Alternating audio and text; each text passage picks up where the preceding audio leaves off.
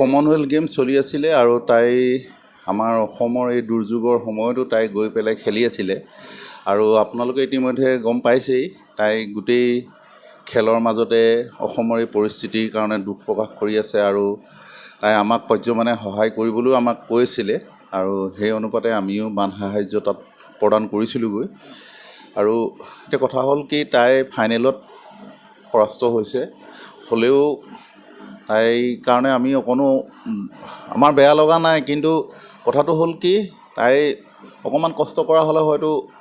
gold মেডেলটো পালেহেঁতেন সেইখিনি বাৰু যি নহওক হ'লেও চিলভাৰ মেডেলটো এই প্ৰথম তাই কমনৱেলথত পাইছে আমি যথেষ্ট গৌৰৱান্বিত আমাৰ ভাল লাগিছে আৰু তাই যোৱাকালি এটা নিউজত কৈছে যে তাই যিটো মেডেল সেইটো মানে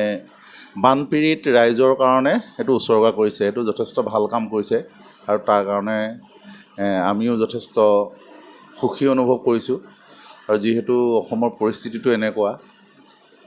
যি কি নহওক তাই এই মেডেল পোৱাৰ কাৰণে আমি অসমবাসী তথা ভাৰতৰ আৰু যিমানখিনি কোচ ফেডাৰেশ্যন সকলোকে ধন্যবাদ জ্ঞাপন কৰিছোঁ হয় আমাৰ অসমৰ পৰা এগৰাকী পেৰা প্লেয়াৰ আছিলে খেলুৱৈ প্ৰথম পাইছে ভাল লাগিছে আমাৰ যথেষ্ট ভাল লাগিছে আৰু কি তাই এইটো অলিম্পিকত প্ৰথম মেডেল পাইছে অলিম্পিক নহয় কমনৱেলথত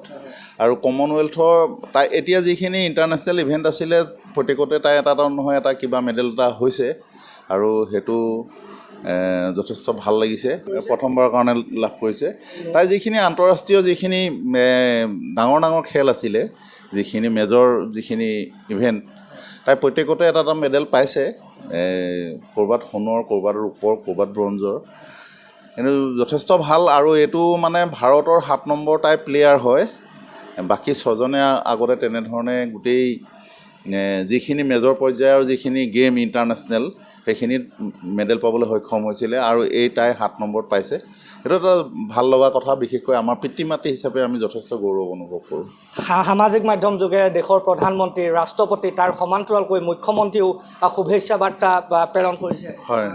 হয় সকলোকে মই ধন্যবাদ আৰু কৃতজ্ঞতা জনাইছোঁ আৰু বিশেষকৈ আমাৰ ৰাষ্ট্ৰপতি মহোদয়া প্ৰধানমন্ত্ৰী মহোদয় আমাৰ অসমৰ মুখ্যমন্ত্ৰী মহোদয় সকলোলৈকে মই কৃতজ্ঞতা আৰু ধন্যবাদ জ্ঞাপন কৰিছোঁ আৰু বিশেষকৈ এই গোটেই খেলখনত তেওঁলোকৰ কোচ ফেডাৰেশ্যন টিম মেনেজাৰ যিখিনি আছে যিসকলে উৎসাহ দিছে যিসকলে এই গোটেই খেলৰ কাৰণে আগুৱাই লৈ গৈছে মই সকলোকে ধন্যবাদ জ্ঞাপন কৰিছোঁ পদক লাভ কৰাৰ পাছত এতিয়া যোগাযোগ হৈছে নাই হোৱা এতিয়া হোৱা নাই পদক লাভ কৰাৰ পাছত আমি কালিৰ পৰা যোগাযোগ কৰাই নাই এইবিলাক নাই কোৱা এতিয়া আৰু তাই আহি লওকচোন 4 তাৰিখে দিল্লী পাবহি